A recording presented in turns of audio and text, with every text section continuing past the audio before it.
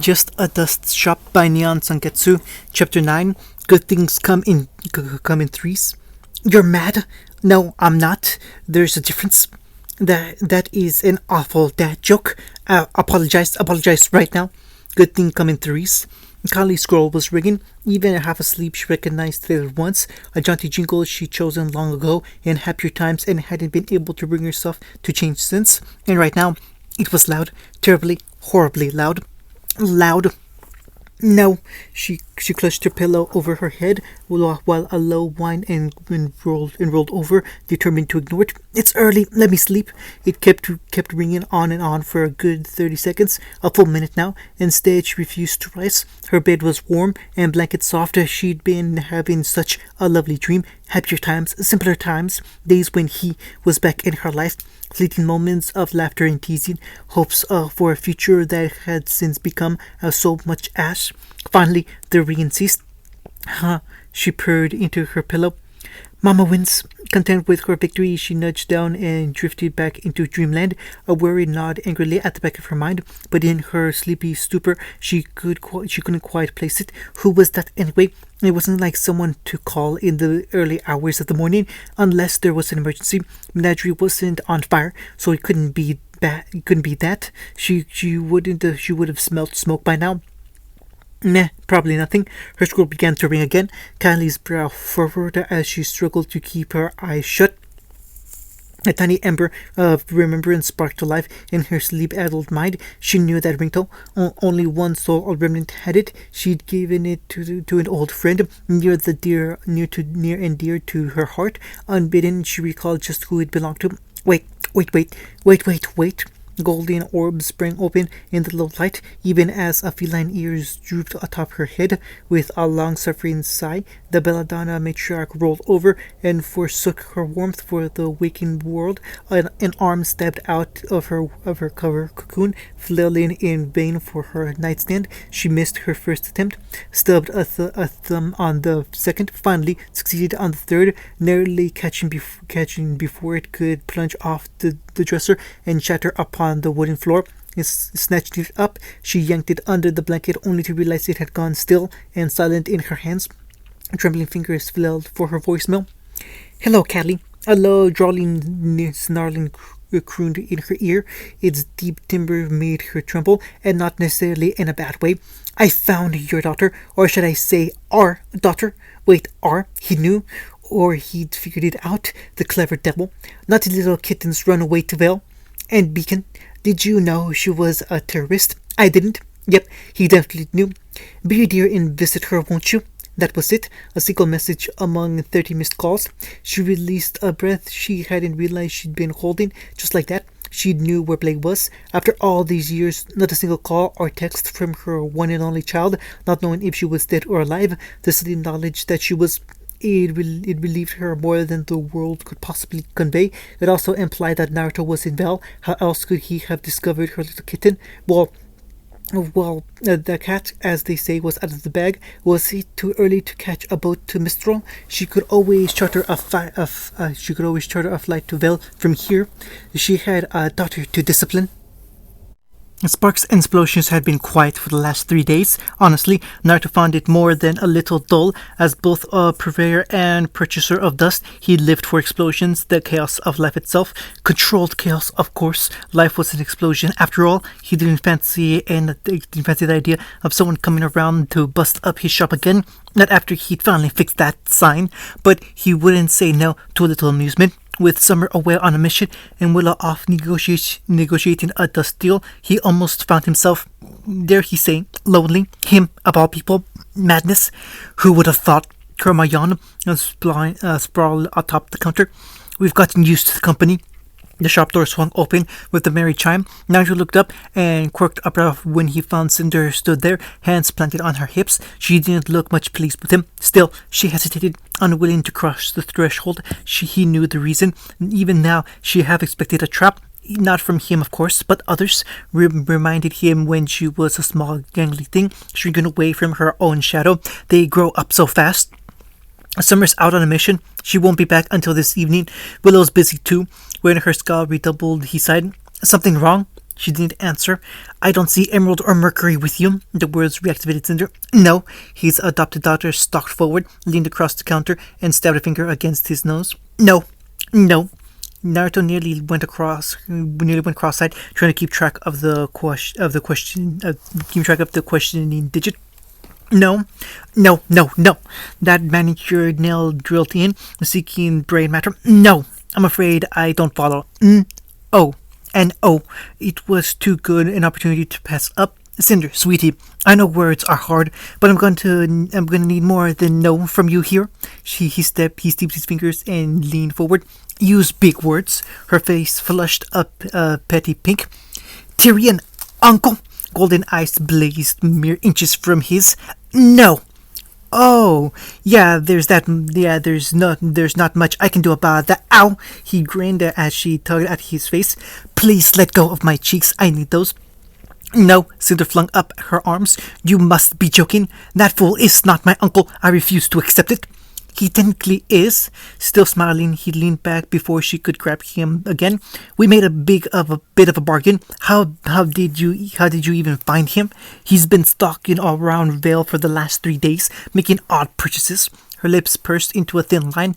I had Mercury and Emerald trailing him. When he saw me, he called me his niece. She recoiled, looking vaguely ill. Explain this now. Yep, Tyrion would do that in a heartbeat. He lived life by the seat of his pants, and the hell with the rest. Are the two of you related? Nope. He smacked his lips audibly. Cinder made angry Cinder noises. Then that lunatic isn't my uncle. Naruto thumbed his chin. Well, we did swear a blood oath and exchange drinks back in our heyday. Ages ago. Her face went ashen. No. Sorry, he shrugged. Tyrion's here to stay. I hate you. She huffed, folding her arms and huffing like the girl she no longer was. I really do. Naruto spread his arms wide. Does Daddy's little girl need a hug? No. He gave her one anyway. She thrashed like an angry panther in his arms, hissing and spitting, limbs filling. Adorable. She'd always been feisty, even as a child. Her shin cracked off his aura hard enough to make it flare a bright cobalt blue, but still, he didn't release her. Soon enough, she tired, just as she always did. Bloody fool, she snarled, slumping into his shoulder. Why do you do this to me? Hey, he swatted her head. I didn't raise you with a tongue like that. She mumbled angrily into his shoulder. Now, use your words. Ow! Did you just bite me? He reared back. Where is he anyway? Tyrion, I mean. I thought he was with you. Realization broke like the dawn. Well, he said something about going to school. Cinder glare was fire incarnate. He went after those girls, didn't he? Meh. It was bound to happen sooner or later. Better them than me.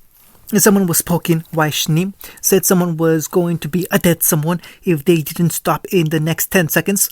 Ruby, no. She flailed an arm at them, bundling deeper into her blankets. Not this time. I don't care what you're up to. It's the weekend. I need my beauty sleep. The poking paused, and she sighed her thanks.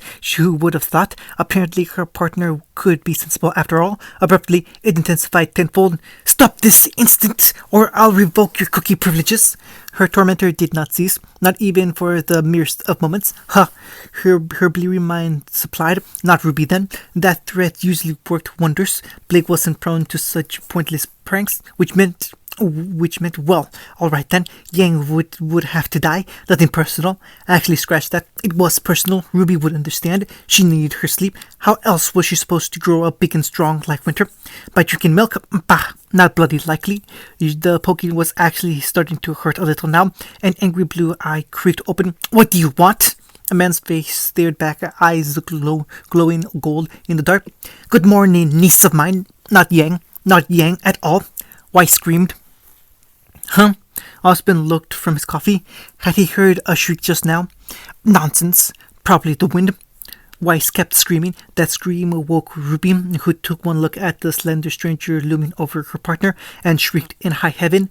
Naturally, that woke Yang, who promptly fell over her bunk in a mad tangle of arms and legs. Blake never stood a chance. She was only just sitting up when the blonde collided headlong with her. Both crashed to the floor, wrapped up in their own sheets. Light snapped on in the chaos. What should have helped only made things worse, much worse. Ah! It burns! Why me? Turn out the lights! Squinting against the sudden illumination, Weiss found herself face to face with one Tyrion Kalos. She also noticed the heavy bull-wrapped sack in his right hand. He's here to kidnap us! Dear nieces, the stranger bowed low and deep at the waist, like some gentleman caller. I would never, in fact. His tail flicked, curling around the sack, which she now noticed wasn't empty at all. I come bearing gifts, Team Ruby screamed again. Well, most of them. Wait, nieces? Ruby paused and looked up, legs still crossed beneath her, mood cooling. Gifts? As in our uncle? Another uncle? Neat. Ruby, no. An uncle? Weiss nearly went incandescent with rage. Him, to us, not a chance. We don't look a thing alike. I can believe it if he's involved. Yang wrinkled out of bed with a yawn. More uncles the merrier, right? Blake moaned incoherently. Still stunned on the floor. Weiss twitched. Madness, absolute madness. She would have words with Mother about this. Oh dear. Tyrion touched a finger to his lips. Am I not your favorite uncle? Pretty sure Uncle Crow's got that on lock. The faunus reached into his sack. I brought high-caliber explosive rounds for your weapon. Ruby practically ripped them out of his hands. And just like that, I have a new favorite. Achoo! Somewhere miles away in a distant settlement, Crow Bronwyn sneezed. I sense a disturbance in the force. He gripped a harbinger's hilt behind his back and glared into the wilderness. There can only be one. John felt inadequate. There it was, the ugly truth he would never admit to anyone else. A hunter. Him. John Ark was a fake, a fraud, and a bad one naturally. The boy who cheated his way into Beacon, the runt of the litter, weakest in the class, scarcely able to hold his own even against jerks like Carden. Carden, for crying out loud. Pyrrha wanted to train him, wanted to make him better, but she didn't understand. This was something he had to do himself. If he didn't at least try, he'd never be able to look himself in the eye. And so he'd hit upon an idea. An upgrade was in order. Thus could be wonderful things, and Ruby had been singing the praises of this place for days now. Corsair Moors was a fine blade, make no mistake, indeed. John wouldn't trade her for the world. The ancestral sword and shield of the Ark family had served him well thus far. He wouldn't have survived the initiation without her, but it just wasn't enough. As much as it galled him to admit it, he didn't have the materials, he didn't have the martial skills needed to hold his own. He needed something to level the playing fields, and so he'd come here. Weary blue eyes glanced up at the gold and crimson lacquer of the sign. It looked new, no doubt repaired after the recent fiasco. Sparks and explosions, it read, for all your dust needs. He'd never used dust in his rightful fighting style before. Surely it couldn't be that hard, could it? Weiss and Blake used it all the time. Well, nearly everyone in Beacon did. He didn't need much, just enough to gain an edge, to try and carve out a niche for himself in this wild school. Nothing ventured, nothing gained. Do or die.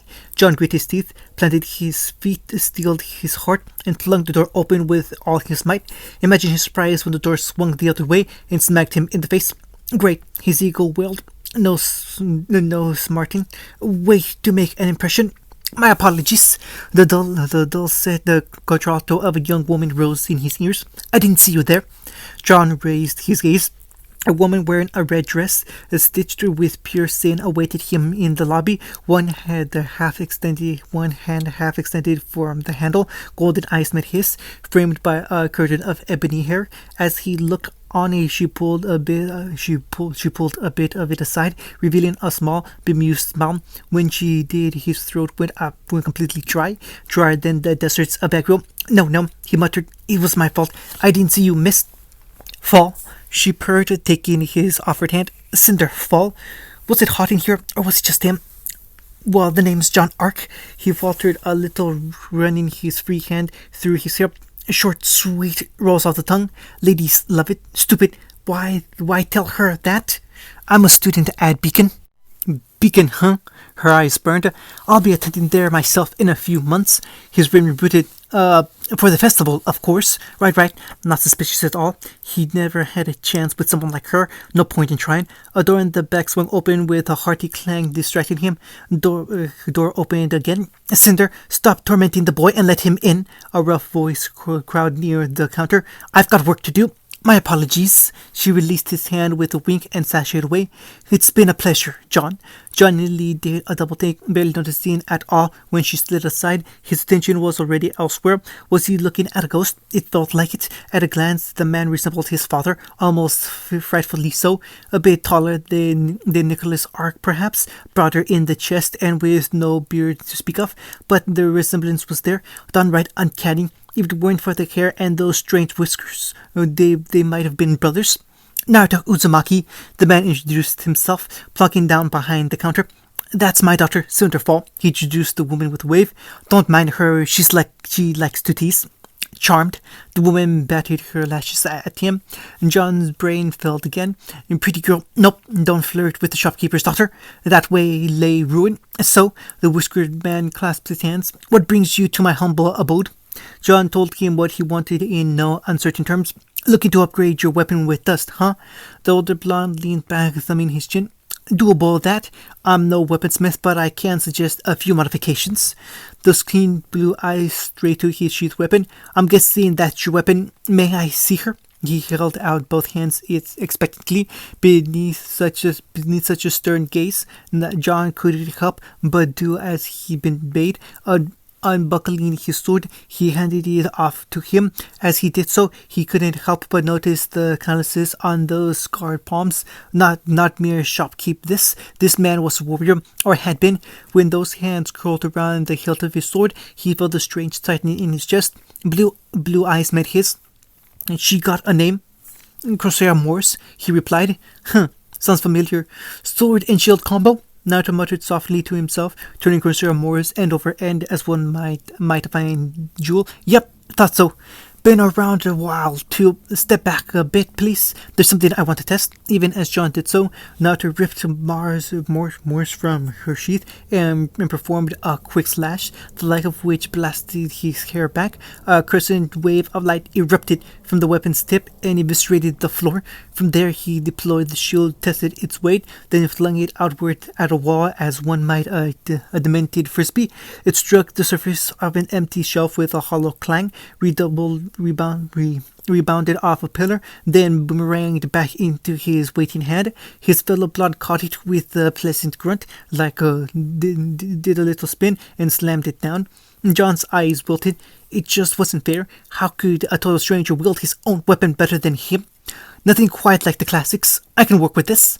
His appraisal complete, Naruto collapsed the shield and slid Corsair Morse gently into her sheath with reverent care. Only then did he return it to him. How attached are you to your sword? John squared his shoulders, fighting down a surge of sudden anxiety as he reclaimed what was his. I wouldn't be here without it. Thought so. Keen eyes drilled into his still deployed shield. Do you have any idea how old this weapon is? No, sir. It was an honest answer. She's been in the family for generations. Dad had her, and his father before him, and then great-granddad before that. Of course they did. The blonde was staring at him openly now, a hint of nostalgia gleaming in his gaze. I made this sword 300 years ago for a friend, so this is where she ended up. What was that noise? It sounded like his world shattered. John croaked. You made Corsair Morse? How old was this guy? She's a prototype, only one of her kind. Tried smithing once. The blonde before him shrugged half-heartedly. Had the bright idea of making souls living weapons, using the aura of the weapon's owner mingled within my own chakra, then putting them in weapons. He planted his chin on one palm as a faint smile plucked at his whiskered cheeks. It would have been grand. Weapons that changed and evolved with their wielder. Sadly, the fox on the counter yawned, startling him terribly. We couldn't do it without another human partner. Maybe in another life, another story. John recalled. Did that fox just talk? The little vulpine didn't look at all contrite. And if I did, had some of the dust gotten in his ear? Was he high?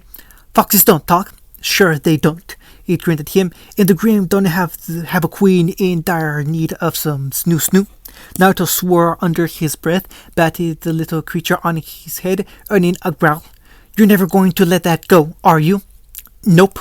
Naruto worked a brow at John. Price range? Are we just going to ignore the talking fox? That isn't normal.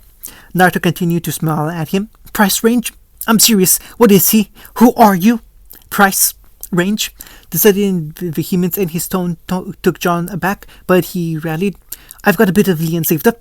That's a good lad. We can discuss that later. Naruto leaned forward. Now tell me why you want to modify the blade I worked so hard on. Huh. Oh dear, he blundered. Because I'm not strong enough. Oh, oddly enough, that made the man smile. Are you frustrated to the fact that you are the weakest one? Good. John sputtered. Good. Hold on to that feeling. Naruto jabbed him in the chest. That's proof that you haven't given up yet on yourself. Listen, don't give up saying that you're living within your boundaries. Don't be a boring person like that. If you have the guts to not give up, you can become anything you want to be. We're living creatures that don't have wings, sure, but I've seen humans do some incredible things.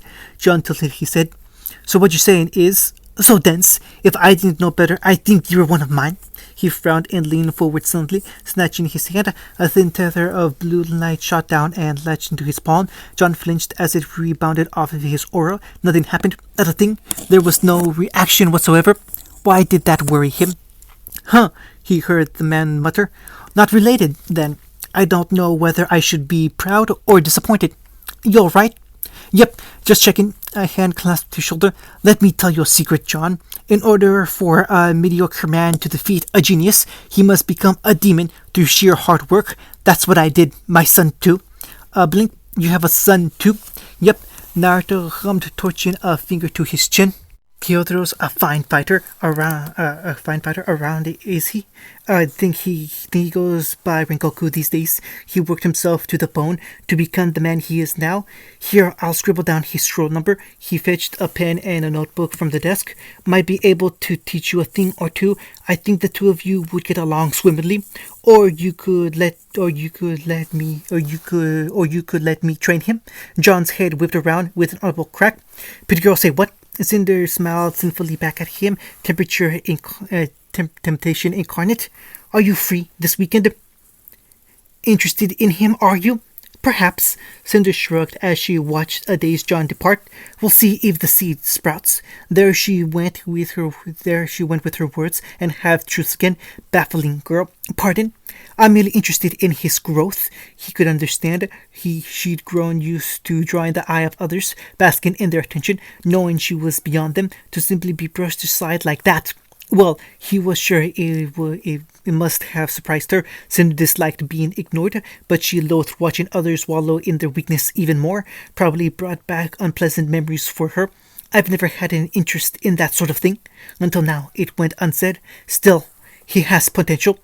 The door crashed open with a harsh crack before he could finish. You!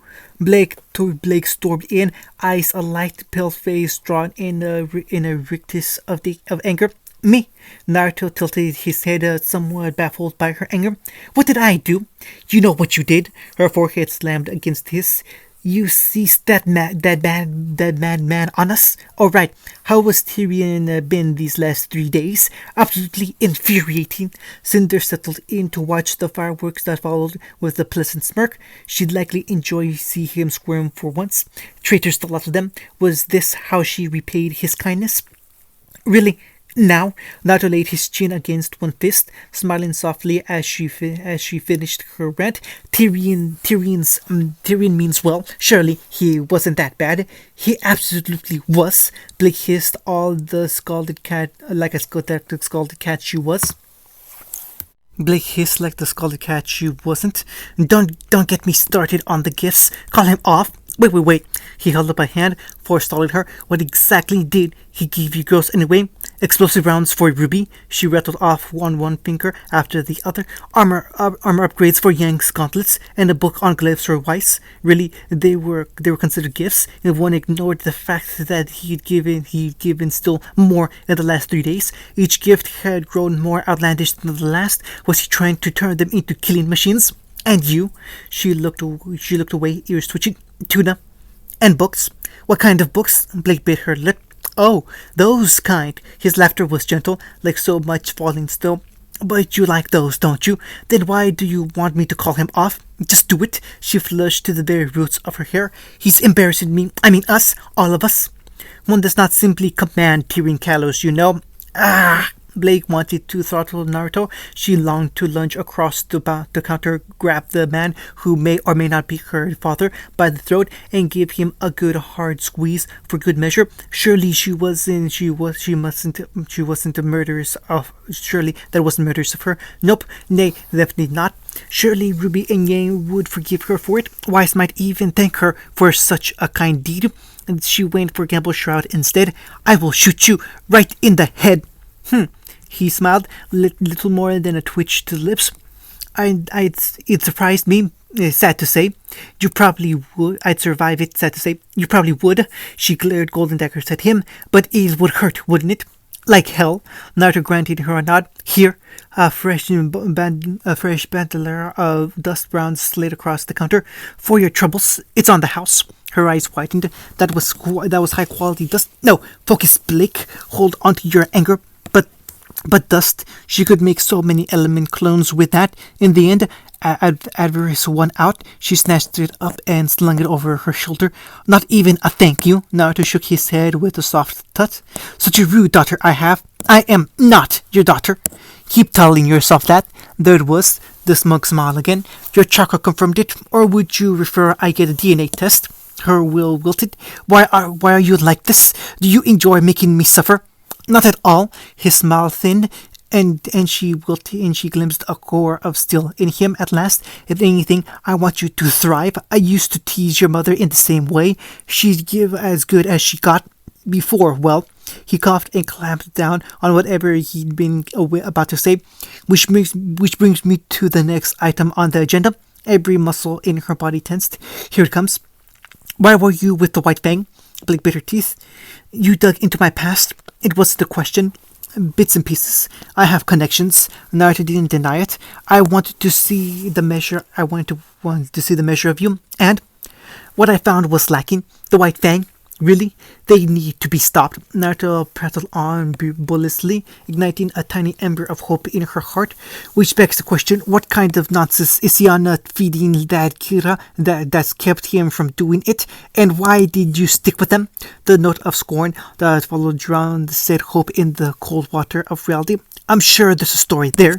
Indignation burned in her heart, hot and heavy. We wanted to change the world. You changed it all right, he bit back, startling her terribly, and not for the better.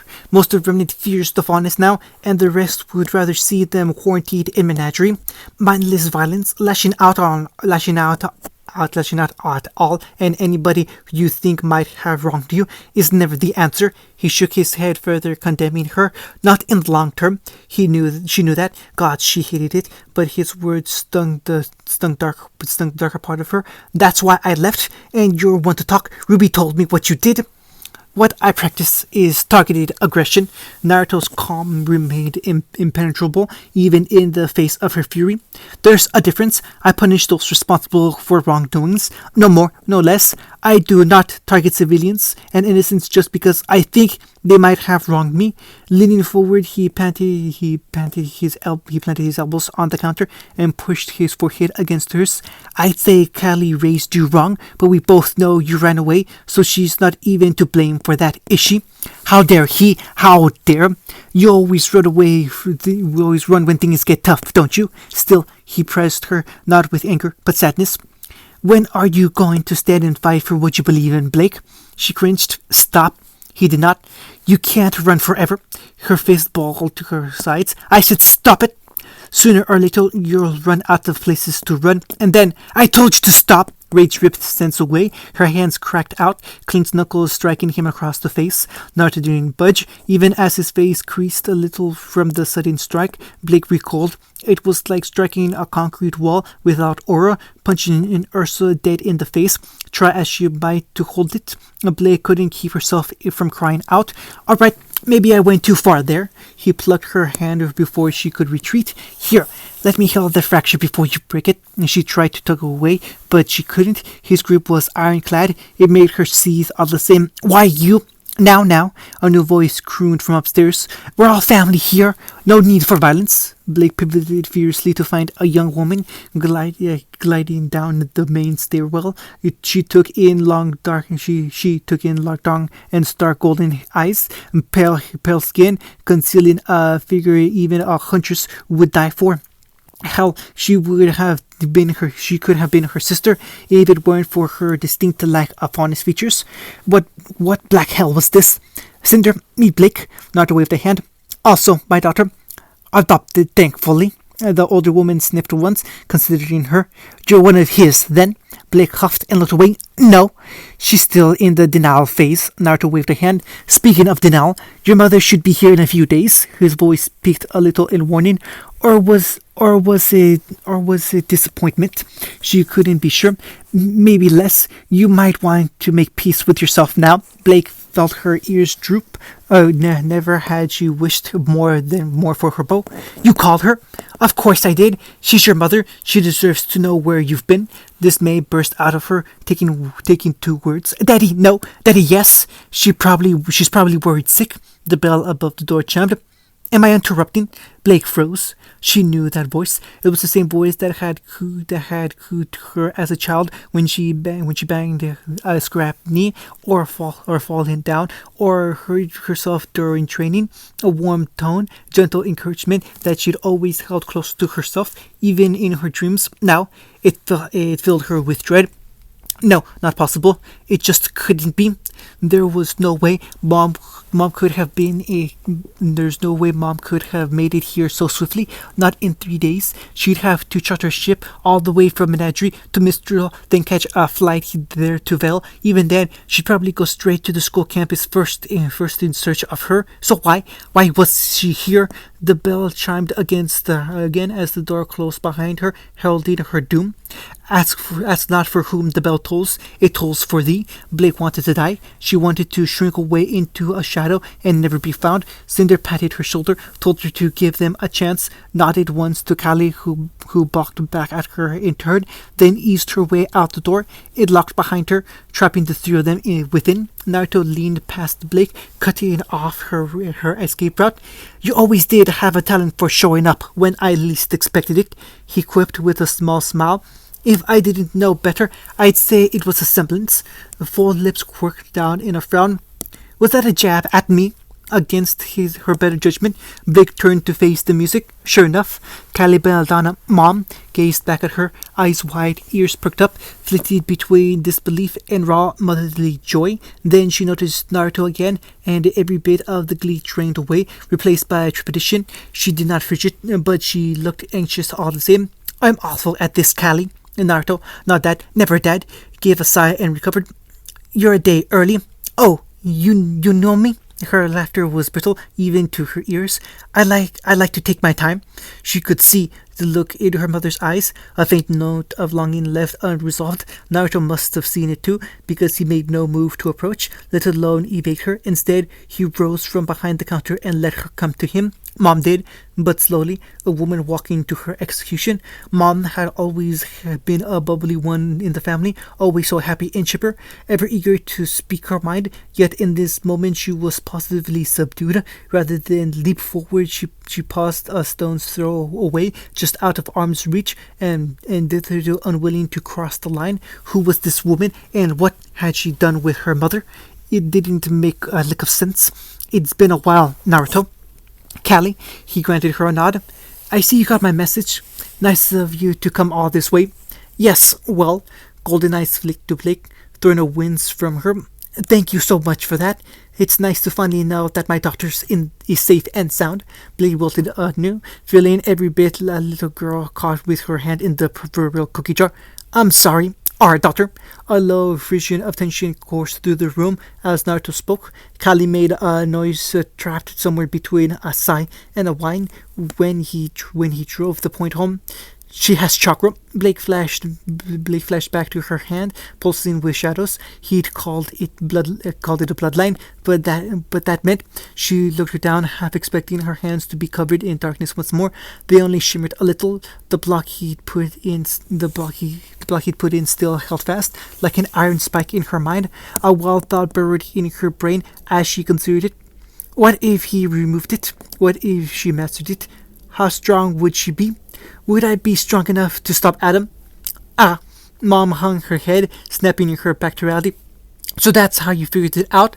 I should have known. They paused, looking longingly into one another's eyes. Blake nearly gagged. What was this? One of her romantic novels? But no, they weren't flinging themselves at one another. Strange as it might sound, they were simply waiting. Mom did not fling herself at Dad like some silly hussy or a love-struck lass. She simply laid a hand on his shoulder, as if she were afraid to touch him after all this time. I'm sorry. No need. Blake looked on aghast as the baffling blonde reached up and laid a hand on hers, fingers tracing her scarred knuckles. There's nothing to forgive. You probably had your reasons for keeping her a secret. Her head whipped towards him, but he didn't falter. I have my share of enemies. I can see why you did. Kylie hiccuped, caught flat-footed. Just like that. Yep, his reply proved immediate. Did you really think I'd hold a grudge over something like this? No, but her words warbled as her expression wavered, and in a moment of blinded clarity, Blake understood. I kept her from you for 17 years, and now I've got 17 years of teasing to make up for. He didn't waver. All's well that ends well. This was real, not a trick or some elaborate ruse meant to deceive her. Mama had never acted like this towards anyone else. Her throat closed as if she'd been holding a breath this entire time and not realizing it. This man, this oaf, this affable fool with a smile of steel, could he really be? Mom rounded on her before she could sneak away. And as far as you, young lady, don't move a muscle. Her legs locked up as her ears flattened atop her head. Crap, she'd forgotten all about the other Goliath in the room. Her. Sure, great she had a dad now, but now her mom was here. Mom, who she'd not seen for years. Mom, who must have been worried sick. Mom, who she hadn't called or even communicated with all this time. Furtive eyes flicked to Naruto, only to find him holding both palms before his chest. Well, drat, no escape then. I had a good reason for running away. Huh? Kylie's voice promised punishment. A good reason, she says. Did you at least break up with that Taurus boy? Naruto perked up. She had a boyfriend? Wait, Adam Taurus? Why were his eyes glowing? No. My little girl is not dating that maniac. That was exactly what he'd become. What she had to stop. He's not my boyfriend anymore. Mistakes were made. Speaking reminded Naruto and Kylie that she was still here. Her parents descended upon her. Blake stiffened, ready to bolt with a clone at the slightest provocation. Something blocked her semblance. Naruto, Dad, caught her left side, and Kylie, Mom, took her right. Sandwiched between them, there was nowhere to run. Warm arms enfolded her in a kind yet firm embrace and held tight. Unable to move, arms pinned to her sides, she fidgeted restlessly. Here it comes. In a moment now, they give her the telling off of the century. Say how angry they were with her, how disappointed. We were so worried about you. Her breath caught, his strangling sense. What? She said she was worried. Naruto prodded. You gone deaf?